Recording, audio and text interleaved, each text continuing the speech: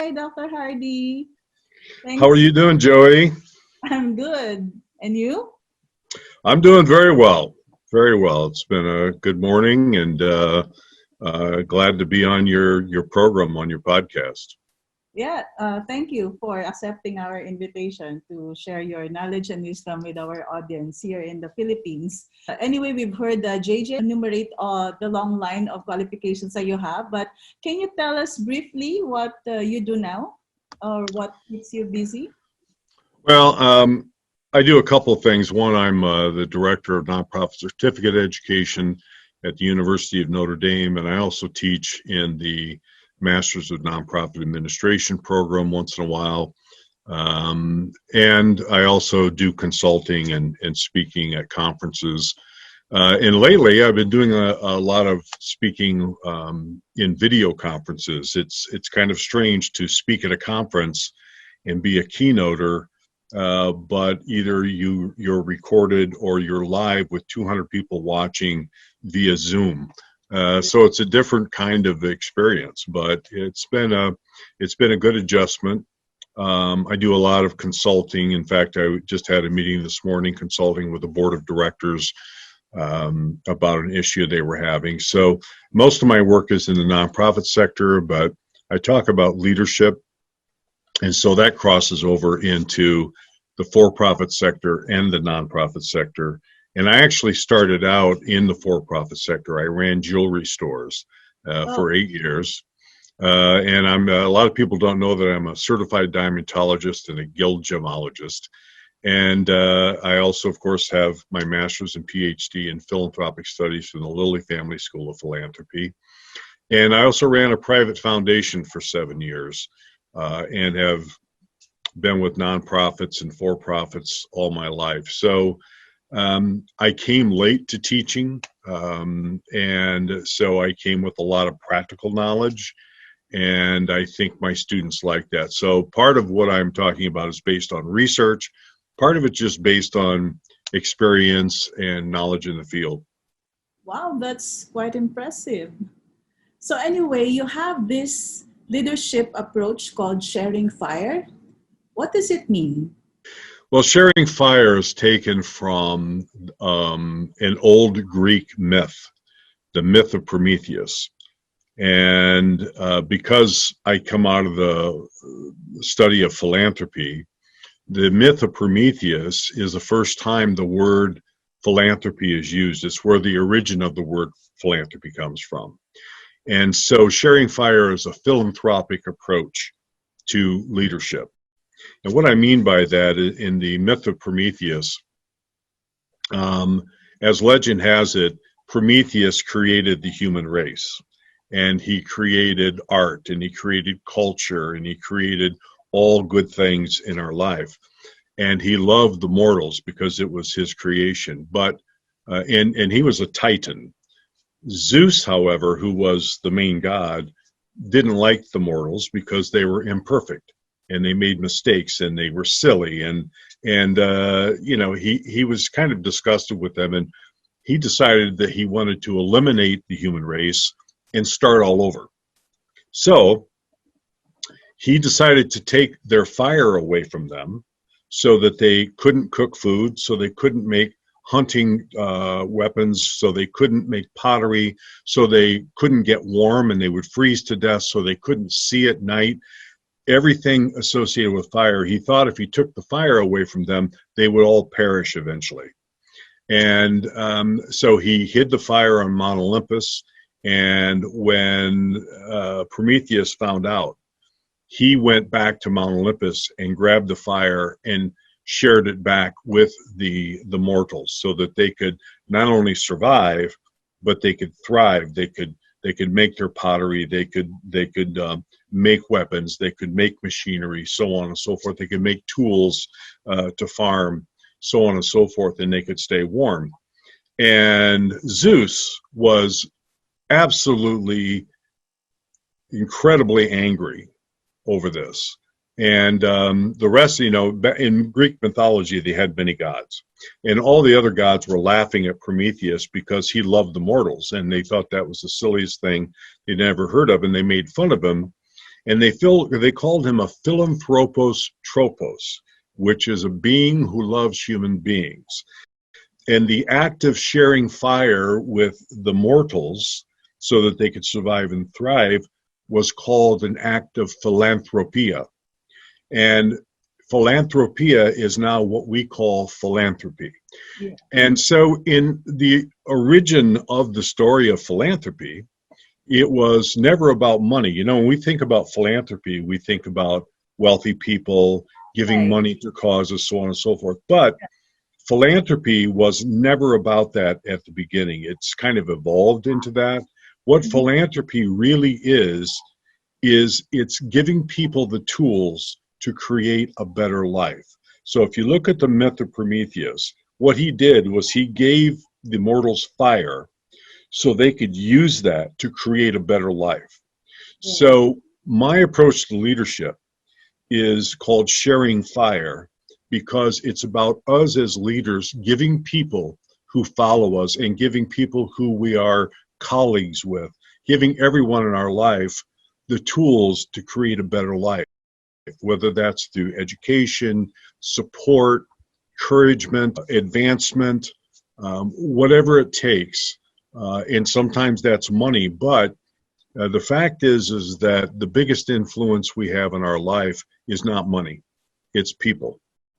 Right. And I know you're a big Tony Robbins fan, and you know the influence he's had on people's lives. And people will tell you, you know, that this, if it wasn't for this person, I wouldn't be the person I am today, or if it wasn't for that person. And so what I ask people to do when we're doing leadership programs is I ask them to identify one person who they could point to, and there may be more than one, but just identify one that you can point to and say, if it wasn't for that person, I would not be the person I am today. They have had such a positive influence on my life. Preferably, I like it to be someone who is not a parent, because I think parents do that anyway. But this is an act of philanthropy on the part of someone else. Wow, I've never heard this concept before.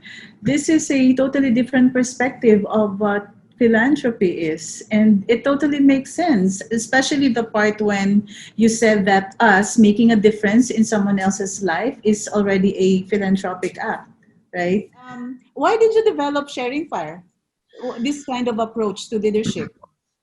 Well, as you can tell from my gray hair, I've been around the block a few times. And I've dealt with a lot of different leaders, and I've been a leader in many organizations. And what I found over time is that the most effective leaders have certain qualities that lend themselves to the sharing fire concept. And in fact, if you look at the most powerful leaders in the world, they were very giving people. They sacrificed. They believed in the people that led them. You know, narcissism does not work in leadership, except for people who don't want to think, quite frankly. But most of us, we want to be creative. We want to go to work or whatever we do in our career. We want to create. We want to be part of making the world a better place. And we want to work with people that we trust, and we know that they have our best interest in mind. So what I realized at a very young age was kind of an important secret to life. My father, let me tell you, can I tell you a little story? Sure, please. Okay. This is what I call the tale of two fathers. And it's about my father and my grandfather on my mother's side. My grandfather on my mother's side lived to be 97 years old.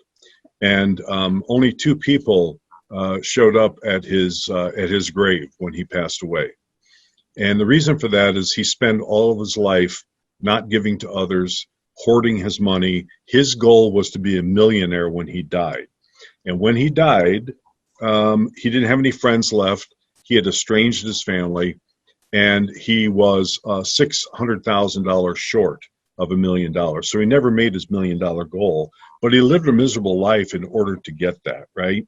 But in the end, the stories people told about him were not good stories, right? It wasn't about a loving, caring person. And when we die, that's what all that's left of us is what people or the stories that people tell about us, right? As people and as leaders. My Yes. father, on the other hand, was an incredible leader. And I remember one particular time, I was 15 years old, and he was the operational manager for a very large department store, and the people there loved him. And this particular company decided to build another store next door that was a furniture store, but it was a new concept, and it was done by rooms, and it was all decorated and all that. Well, my father, asked if he could run the store, and they said no. They gave it to this other guy who was basically a really good carpet salesman, but he didn't have much way of leadership. So they created the store, and about 3 days before the grand opening, a lot of the people that worked there also worked for my dad because they just switched stores. And 3 days before the grand opening, they all decided that they were going to walk out because they hated the manager, the leader. And so the corporation came to my dad and said, "We are in trouble.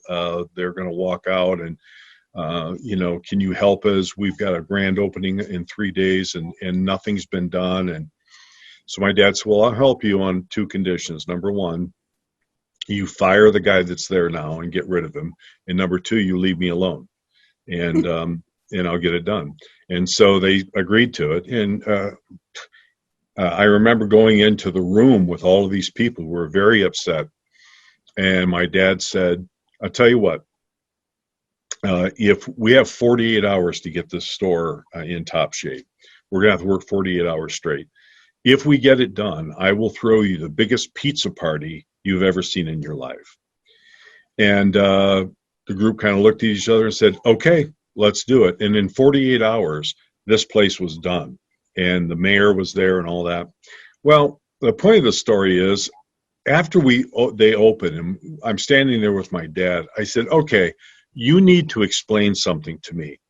You mean to tell me that these people worked 48 hours straight for you for a pizza party?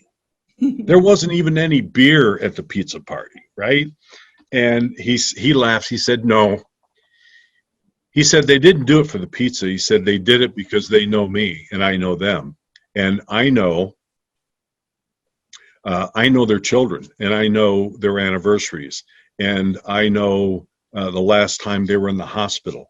And he said, "They're like family to me, and they know that. That's why they work 48 hours straight." And so that, for me, what I realized from that is I've come up with this concept that if you lead people through fear, you'll have little respect. But if you lead people through respect, you'll have little to fear. And I see so many leaders who try to lead people through fear, through threat, through what I call beatership.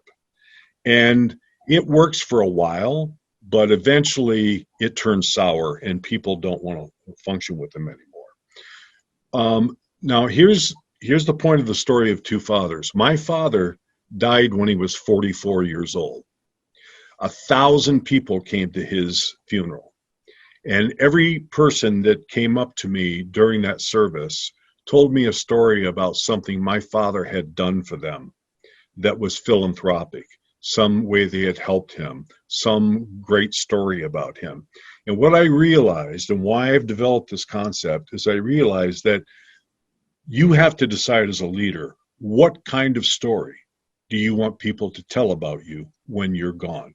Do you want the story like they told about my grandfather? Or do you want the story like they told about my father? And I realized that's all you're left with. You can have all the money in the world, you can have all the possessions, you can do all that. But what you're left with is, how did you treat people, and what are the stories they're telling about you? And did you help people become better? Did you help them improve their lives? Wow, that's That, great. that was a long story, right? But it's actually a good story. So you mentioned leadership. I've watched some of your videos, and you Yes. have leadership as against teachership. What Mhm. what do you mean by that? A lot of leaders think that leadership is beating people mentally, Yeah. emotionally, psychologically into submission so that they perform. And I've worked with for people like that, and I could sit here and tell you great stories one after another, and I'm sure we all have. Yeah, of course. The problem is short term that works. I mean, sometimes that works if you're in an emergency situation. Let's say you're in a burning building, and then the guy, the person in charge says, "All right, line up, get going, move it." I mean, you have to become very, very autocratic and very, very vocal. But if you do that all the time, you wear people out, you burn them out. And the Yeah. reason for that is they realize that you don't really care about their welfare. You only care about the task at hand. And so when I say teachership, um, the reason I use that term is I think we have to go from the leadership model, which is trying to motivate people from the outside. It's called extrinsic motivation, to what I call, or what is called, intrinsic motivation, where people are motivated from inside to do a great job. And the way you do that is you let people know that you care about them and that you believe in their potential. In fact, you believe in them more than they believe in themselves. And that's a key here, because if you believe in people more than they believe in themselves, you encourage them to reach the next level, because a lot of times we don't realize what our own potential is. And the reason we don't is because the gifts we have become, they're so natural to us that we don't have to work at it. And as a result, because we don't have to work at it, we think that everybody can do it. And the fact is that the gifts we have are unique to us. And we have to develop those gifts, because those are the gifts that God gave us. Those are the things that we have. I kid people. People say, "Hey, I love your voice," and and I did have my own radio show. I was in broadcasting and do a lot of speaking. But I said, "But I'm going to tell you the truth. All the time growing up, I wanted. I'm only 5'7", so all the time growing up, I wanted to be 6'6" so I could play basketball, and I wanted a tenor voice so I could sing rock and roll songs, right? Instead of embracing my gifts that I was given, and I finally realized, wait a minute, I could probably use this voice in a great way. So, but it took people outside of me saying, "Hey, you have a great voice," or "Hey, you really do this well," because for me, I don't have to work at my voice. It's no big deal, right? So I think it's really important that leaders recognize the gifts in others and recognize their potential and push people to that. So if you think about teachers, teachers do that. My favorite story is a teacher well, there were two teachers. One was a teacher who, when I was young, we lived out in the country, and I had two sisters who played with each other. And during the summer, I had to walk a mile or two to visit my closest friends. So I spent a lot of time alone. And right before my fifth grade year, I decided that I was going to write, or I was going to read the entire encyclopedia, because my father sold encyclopedias. That was one of his jobs. And so we had the World Book Encyclopedia, and I read it. I only got halfway through, but I got to tell you, by the time I got halfway through that summer, I had a pretty good vocabulary, and I knew how to write a story, and I loved to write. So when I got into fifth grade, I was assigned a story, and I wrote the story. I spent all week on it, really refined it, and I handed it in. And the teacher called me after class, after he had graded it, and he accused me of having someone else write the paper. And I said, "No, I wrote the paper." And he said, "No, you're lying." And he gave me an F on it, and I said, "What? Why do you think somebody else wrote it?" And he said, "Well, because nobody in the fifth grade knows how to use the word whom correctly in a sentence. And so obviously somebody else wrote this for you." And I have to tell you, I was devastated, because I was so proud of that story. And he accused me of lying. He told my parents that he thought I was lying. And So from that day forward, I decided that I wasn't going to show off anymore. I was going to kind of fly under the radar. I was going to not do top work. And I did that for about 3 years. And finally, in 8th grade, I got a teacher by the name of Dottie Heminger, and this is where the teachership thing comes in. And so I was getting, C's and D's and F's in her class. I wasn't really applying myself. I didn't want to get accused of anything. And one day she handed out a quiz in class, and it was a 3-page story, and we had to punctuate. There was no punctuation, so we had to punctuate it and put everything in.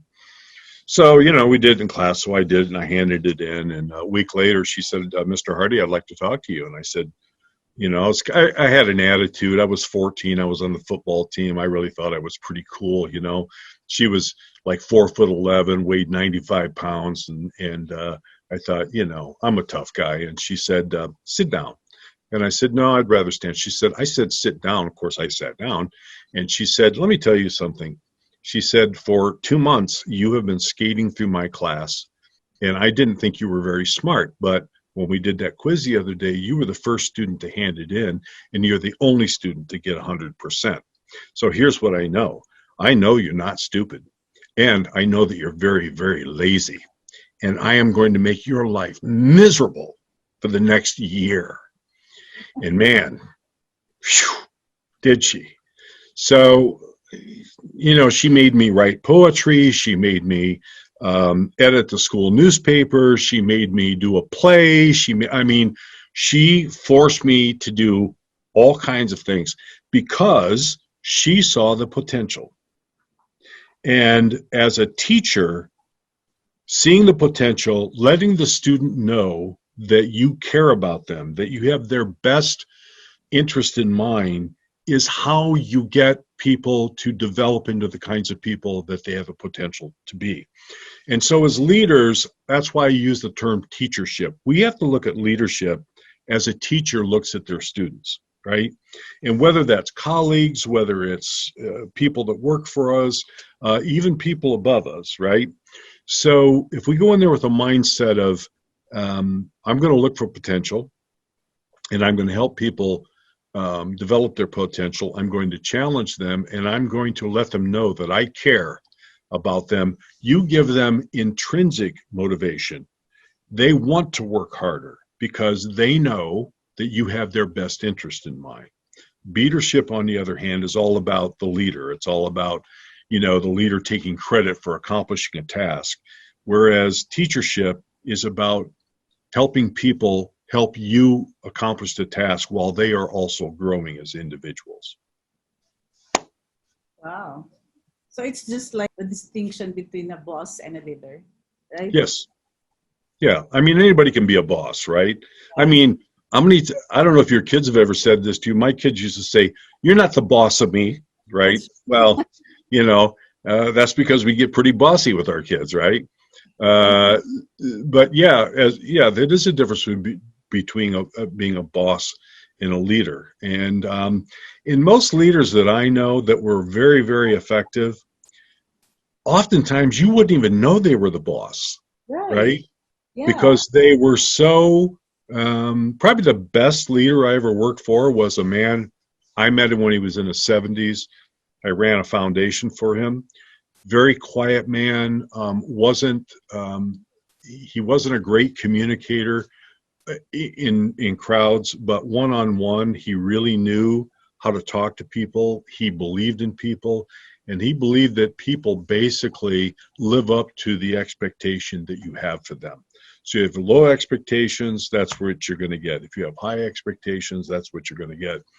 And he felt that if people failed, it was his fault, not theirs. That he didn't give them enough support. He didn't give them, whatever they needed to succeed. Those leaders are rare. And I think that's a leadership model that works most effectively. What, in your opinion, are the main principles or values of sharing fire? First of all, I think you have to ask yourself the question, how do I want to be remembered as a leader? How do I want to be talked about? And when you decide that, then that pretty much determines your actions from there, right? So, I mean, not everybody wants to do the sharing fire concept. Why? Well, it takes a lot more energy and it's harder, quite frankly.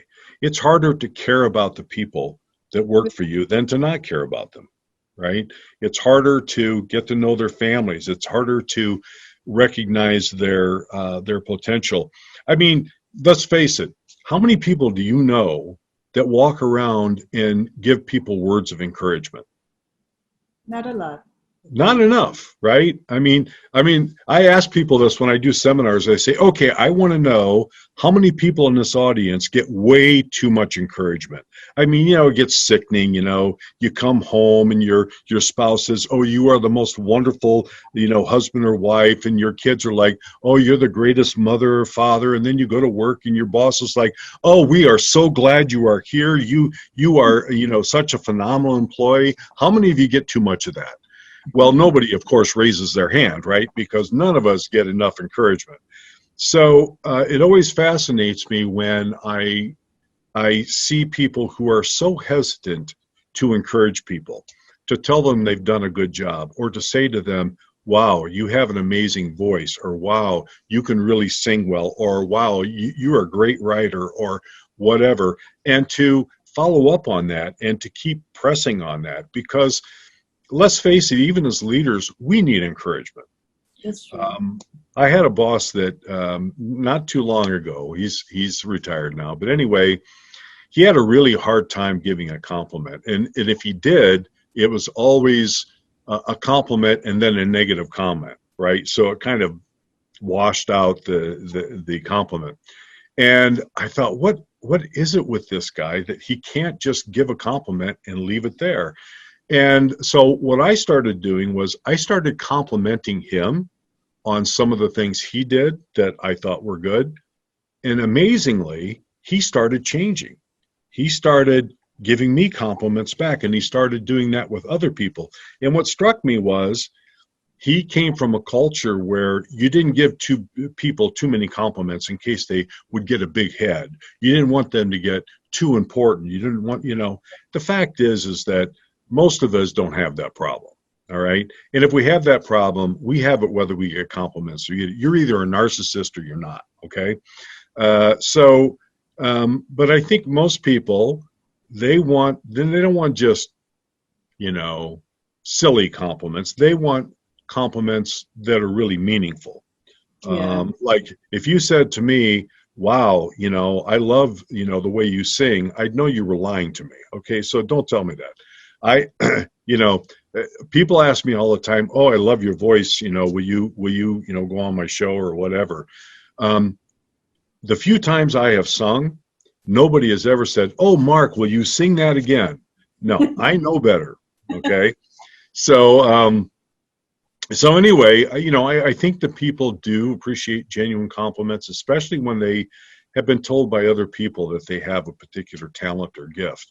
And I think as leaders, that's really one of the most important things we can do. So as far as principles, we have to let people know that we care about them.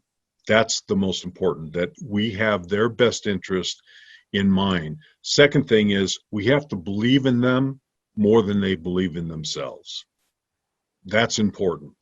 Most of us have a lower belief in ourselves than we would like to admit to. And even your top leaders have their own insecurities. So letting people know that you believe in them and that you know that they can accomplish certain things is extremely important.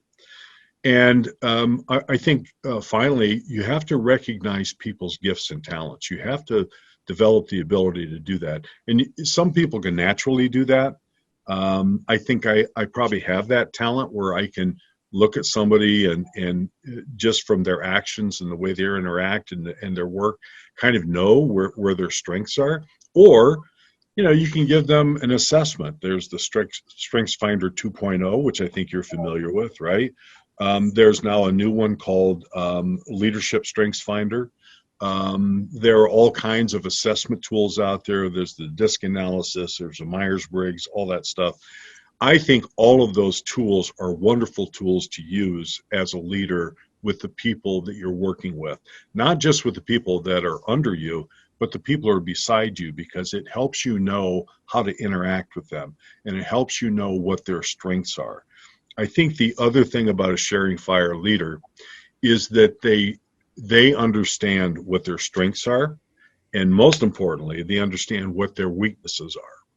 And they find people who are strong where they are not, and they bring them in on their team, and they use them as resources, and Yes. they respect those differences. Yeah, I agree. I believe that part of being a great leader is being humble enough to admit your own weaknesses and tapping on others whom you think could be able to do a better job at those things you're not really good at, and together be more productive.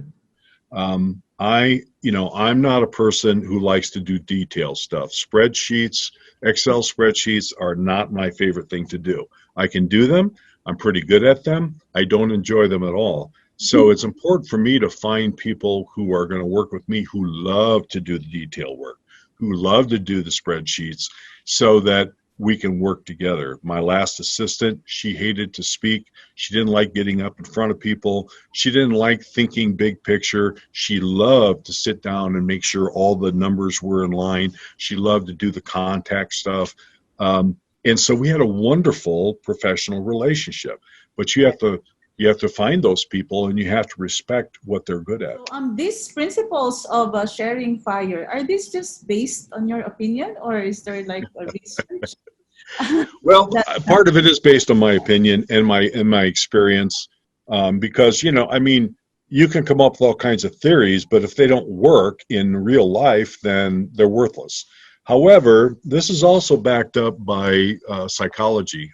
There's a new psychology. Well, it's fairly new. It was created in the '80s, called positive psychology. Now, this is not the same thing as positive thinking. It's okay. similar, but positive psychology is about looking at people who are very fulfilled and they are very accomplished, and asking the question, what is it that makes them fulfilled and accomplished? What is it that they're doing in their life that works for them? And then applying that to other people. So there's a guy named Mihaly Csikszentmihalyi who is, I think he's still around, but he was a father of this. A guy named Seligman. If you look up, if you Google positive psychology, you'll see these names come up. But most of psychology is based on taking people who are mentally ill or mentally incapacitated and asking the question, how do we get them to normal, right? So you look at all, this deals with depression, it deals with schizophrenia, it deals with all kinds of mental diseases. That's what psychology has traditionally been. Positive psychology is about, we want to take people who are in the normal mode and we want to take them to the fulfilled mode. We want to take them to the next level. So what is it that they're doing that helps them helps them compose music, helps them accomplish great goals, helps them do the things, and and so that's really what the study of this is. And what they found is that when you use positive psychology in the workplace, the effect of that is tremendous. There's a book out called Everybody Matters. It was written by a CEO of a very large conglomerate, and he used to be kind of the beatership kind of guy, right? He used to buy up companies and dismantle them and lay off people, and that's how he made his money. And then he realized that doesn't work. There's got to be a better way. So he did a total turnaround, and now he treats his people like they are family, and he develops them, and he has a leadership university within his company, and he has people that were employees who teach there, he's made this entire turnaround. So my recommendation, if you want a great book about this, get the book Everybody Matters by a guy named Bob Chapman. But there's also another book out called Firms of Endearment.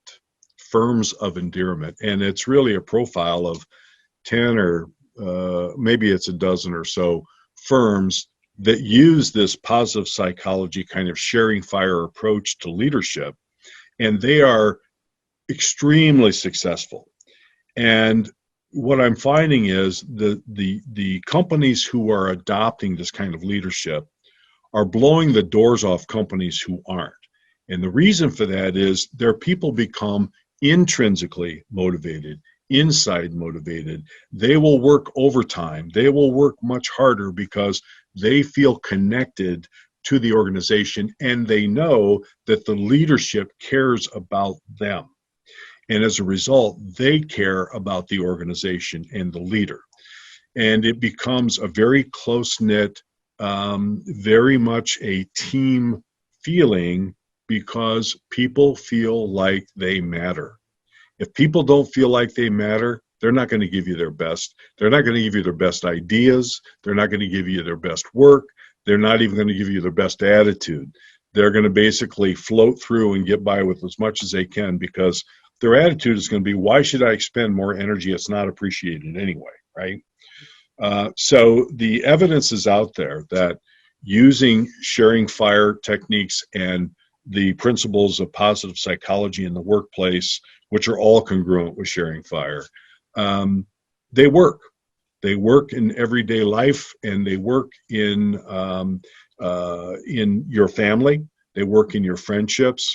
They just work because people want to be connected. And in this time of COVID, everybody wants to feel connected. Yeah, I couldn't agree more. And that's why our family came up with this WOW program, because this is one way to reach out and help our colleagues and fellow Filipinos to cope up with the isolation.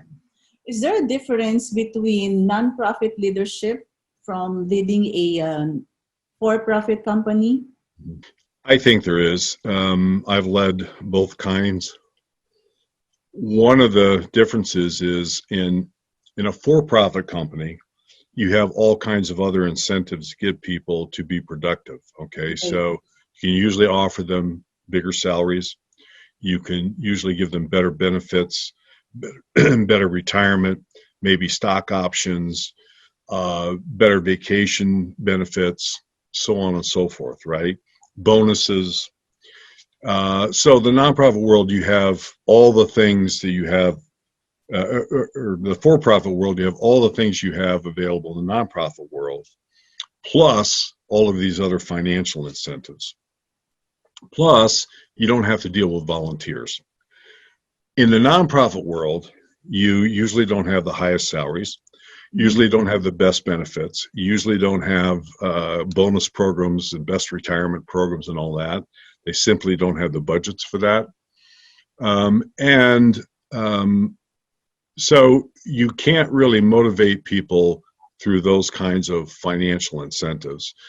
And you also have to deal with volunteers. Usually the board of directors on a for-profit are paid to be board of directors. In a nonprofit, they are not paid. So you have to learn how to lead volunteers that are not paid. They're there on their own volition, right? Or people that come into your organization and help you. So that's a different kind of leadership style. You can't be a demanding person when you're not paying them. So that's part of it. And I think too, when you're nonprofits, their main thing is to make people's lives better. And so if you're working in a nonprofit and you feel like an indentured servant, you feel like you're being taken advantage of, you're not cared about, or whatever, it's actually an act of hypocrisy, because on the one hand you're saying we're here to make people's lives better, on the other hand you're making your own employees' lives miserable. Now you can't do both. So being a nonprofit leader, you have to ask yourself, what can I do to give people incentive to do a great job, to come work for us, recruitment, and also to stay. What are the things? And really, when you look at it, the only thing you can give them is really good leadership. Let them know that they matter, that you care about them, that you're here to help them grow, that they are doing good things in the world, that they are part of a bigger cause, and that they are part of a team who always has their back. And I think that is a much more difficult thing. Now, I do believe that you should do all those things in a for-profit. But again, the for-profit, sometimes they just fall back on the fact that they're paying you a lot of money. I mean, let's face it, we all know people that stay in miserable jobs because they're getting paid well or because they're getting great benefits, right? So to say that's not a strong incentive is not true. I mean, a lot of people stay places because of the financial reasons and not because of the leadership. In a nonprofit, you don't have that. You don't have those financial reasons to stay usually, unless you're in a very large nonprofit like a hospital or a major university. They tend to pay well, but most nonprofits are small and, they simply don't have the resources. So yes, I think it is very different in terms of how you approach people. You have to become a much more caring person. You have to really practice the sharing fire principles and really make people feel like they're important. So it's kind of like in our own industry. I'm in the insurance industry, and we get paid by commissions, right? So it's up to us managers or leaders to motivate our people to, when we offer them some incentives, but of course not all of us do that. And sometimes it's difficult to make them become productive, right? Mm-hmm. So do you have some advice for us on how to make our people move?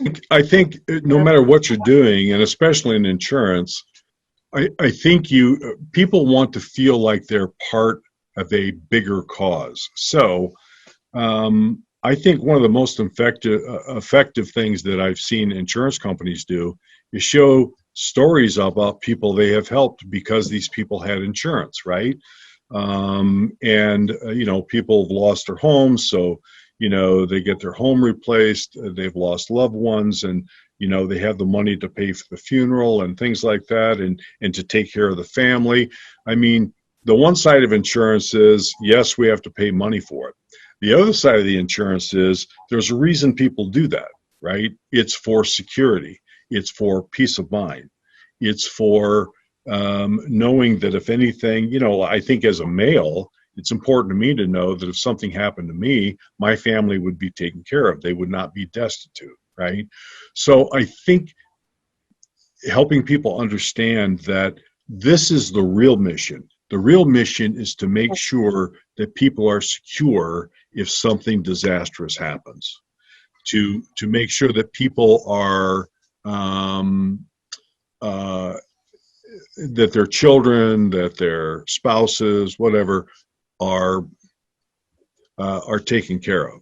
So I think that would be my advice: is get them to create a bigger mission, a bigger vision about what selling insurance means. What is that really all about? It's not just about the money. It's about the vision of, look how secure your family's going to be if something happens to you, or look how this is going to take care of you if you lose your house or if you crash your car, or whatever kind of insurance you're selling. And it's about security and safety. So I think getting them to tie into a vision like that is Right. much easier than saying go out there and sell these policies, right? Yeah, but the thing is, even if most of these people who come in and join, they know about the mission. But the thing is, there are, of course, different types of leaders in organizations, and people still, leave. Why? Because of what you have just shared. There are bosses and there are leaders. And again, Right. blame these people of leaving you if you're not really the type of person who could motivate them to really embrace the mission, right? So yeah, it happens in our industry. So that's why I think your principles in sharing fire are very important, right? To be applied even in our organization. That's Yeah, very and I think they're even more important in a commission kind of situation because you're not offering them financial security, right? right. You don't have that incentive to keep them. So if you're doing the leadership role in that kind of situation, you're going to have a lot of turnover because That's true. people are going to say, I can go anywhere and make money. That's Exactly. not the issue, right? Especially if it's on a commission basis. People who are in a commission base, they need a high level of motivation, a That's high true. level and a high level of support, and they need it consistently. You can't just give it to them at the beginning of the week or the beginning of the month and say, "Well, that should last you for a while," right? It's a constant thing, and that's why I say the sharing fire concept of leadership. It's not the easiest thing, Yeah. but it is the most effective way to lead. And you can get by with tremendous turnover. And I always say to people, if you want to know the difference between a beater and a leader and a teacher, look at their turnover. That's true. If they Yeah. have high turnover, they got a problem. If they have Yes. low turnover, then they're probably doing something right. Unfortunately, what I see people looking at like their bosses, right? What they're looking at is the end result, like how much did they sell that month? It's true. Well, if you're turning over 100% a month, your figures may be high, but eventually you're going to run out of steam because people aren't going to work for you anymore. Mm-hmm. There's simply, word gets around and people go, no, there's no way I'm going to work for that maniac, right? Right. So I think that, yeah, initially you may get results because you're beating people up. If you want to see a great movie about this kind of leadership and its effect on people, there's a movie now that's got really bad language. So I'm going to warn you right now. The language is awful, but it's called Glengarry Glen Ross, and it's got Al Pacino and all kinds of top actors in it. But it is a very realistic view of a leadership situation in a commission kind of business. And it shows you all the things you shouldn't do. All right. So to be an effective sharing fire leader, do you really have to be an executive? Do you have to have a title? No, I mean, a Any lot of in the people sharing who fire? are great leaders have been friends, been mentors, been colleagues. I think it's a matter of you have to be a person of integrity and you have to do what you say and say what you do. You have to Right. care about people. You need to have a unified vision. You need to motivate people through a vision that is greater than just what the immediate, let's get this task done. Um, and I think you have to recognize people's gifts. And it's fascinating if you really want to kind of play with this. Um, Compliment people on things that they're doing. Perfect strangers, they're going to look at you weird, like you're not quite right, because they're not used to this. I remember one time I was at a restaurant. There was a family there, and they had 4 or 5 children, and they were really well behaved, and they had really good manners, and which is it's rare when you got a bunch of kids. Usually they get a little crazy at the when they're out to eat. And I walked up to the parents and I said, I just want to compliment you on your parenting. These children are so well behaved. It's really refreshing to see this. And they looked at me like I was an alien. They looked at me like, who is this guy, right? And then finally they went, oh, well, thank you. And I said, you're welcome. And I walked away. And it struck me, no one has probably ever said that to them. And so Right. people are not used to being complimented. People are used, I mean, especially in today's world, everybody's mad at everybody else. You know, let's bring a little light in this world and let people know, just randomly tell them, listen, you're really good at this, or I appreciate that, or whatever.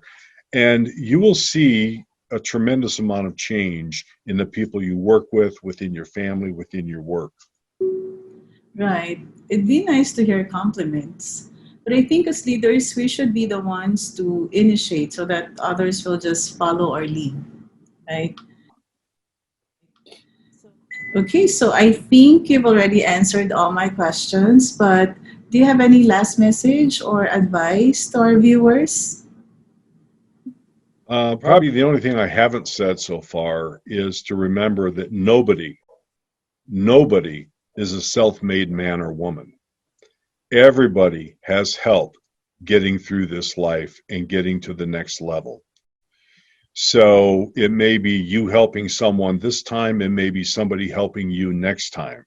But there is no such thing as a self-made man or woman. It takes a community.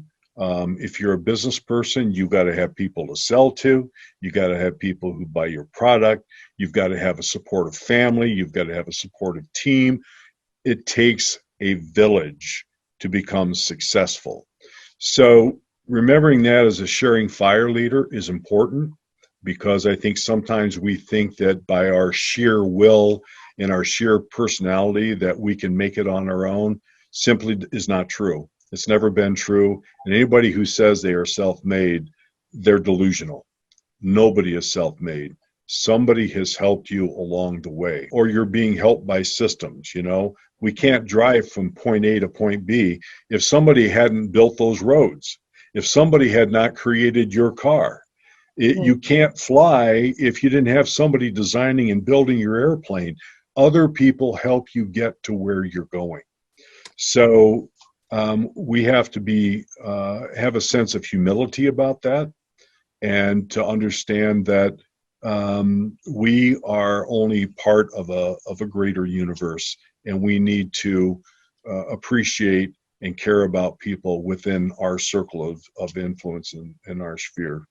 Okay, thank you, Dr. Hardy, for sharing with us your concept of leadership through sharing fire, what it means, where it originated from, and how we'd be able to utilize that to have a better working environment, better relationships, not just with our colleagues, but to everyone else.